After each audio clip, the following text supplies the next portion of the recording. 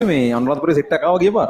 එතන එකෙක් මට මේ කතාව එදා නුගේ කොටත් මොකක් හරි වෙලා ඇදිලා ඒ හින්දා කියන්නම් මේ එකෙක් ඇවිල්ලා ඌ මේ අර එහෙනම අනුරාධපුරේ ඉඳන් එනවා කියන්නේම ඌ අර එන්න අර බොක්කෙන් ඉන්න එකෙක් වෙන්න ඇති නැත්නම් අනුරාධපුරේ ඉඳන් ගම්පහ ඉන්නවා ඉලෙක්ට්‍රික් කෙමිස්ට්‍රි ඉගෙන ගන්න කියලා අච්චර ඔන්ලයින් පුළුවන්කමදී මට ඇවිල්ලා ඌ ඉවර වෙලා ඉඳලා මේ කතා කරලා යන්නවත් ඉඳලා ඇවිල්ලා කතා කරලා ගියේ ඌ කියනවා මේ අමුතු එකෙක් හරිද ලොකු එකෙක් මේ ඇවිල්ලා කියනවා දැන් අනුරාධපුරේ ගල්ගමුවේද මම ඔය කොහේ හරි වැත්තක. ඉතින් දැන් ඔය මෙවුන් ආවම ඉතින් අපිට ඉතින් මතක් වෙන්නේ අලි විතරනේ. ඉතින් කතාව ටික ටික අලි දිහාට තමයි කියන්නේ. අලි හේව නැත්නම් මේ වැත්තේ. දැන් අහන්න හොඳ නැද්ද දන්නෙත් නෑ. ඉතින් මං ඇහුවා. දැන් වැඩි කතාව ටිකක් යද්දි ඉතින් මම වෙන මොනව අහන්නද උගෙන්? මං අලි ගැන ඇහුවා උගෙන්.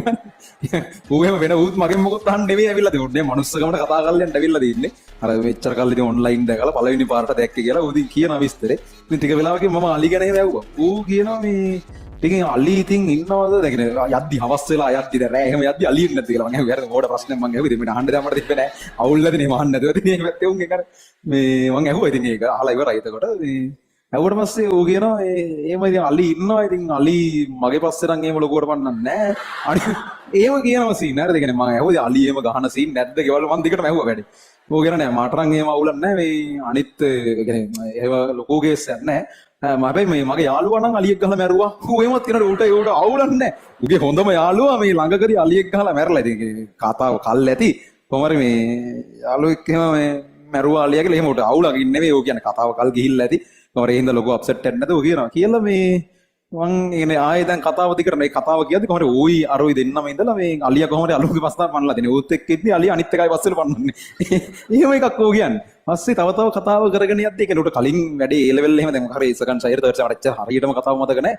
කලින් මේක කරගන්න බැරි වුණේ ඇයි කියන කතාව කොහෙද ඉද්ද කොහෙද ඌ කියනවා මේ නෑස ඒ කාලේ ඔය බාහිර වැඩ අනම්මන ටිකක් කරා මම දුවලා සමස්ත ලංකා එහෙම දෙකනේ. ඉතින් ඌගේ පස්සේ ඊයේ බං අලි ඌ දුවලා සමස්ත ලංකා දෙක හරිනේ. ඉතින් ඌත් එක්ක ඉන්න අනිත් එකානේ මරන්නේ. එහෙම එක ඌ වෙන කතාවක් කියනවා. මට ඒක ඒ වෙලාවෙ එච්චර මීටරුන් නෑ.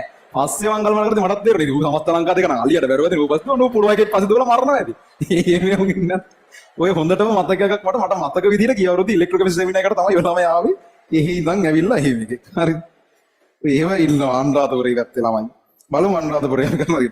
ඕන hina වෙන්න හොඳ නැහැ. නමුත් මටත් එක පස්සේ දෙර මම ඒ වෙලාව hina වුන්නේ නැහැ. මට ඒ වෙලාවේ ලොකුට ගාණක් උන්නේ නැහැ. පස්සේ නිකන් කල්පනා කර කර ඉඳි තමයි ওই සීන් එක අපි කතා කර කර ඉඳි තමයි කිව්වේ මේ. ඒක තමයි ඔගේ පස්සේ අලියෙන්නේ නැතුව ඇත්තේ. ඔය ඉන්නවා අනුරාධපුරේ උ. හරි. අන්ගේ පස්සේ නම් ඇඩියෙන්නේ අනිත් එක පස්සේ නම් එනවා යාළුවා එහෙමත් දරුවා එහෙම උ කියන්නේ.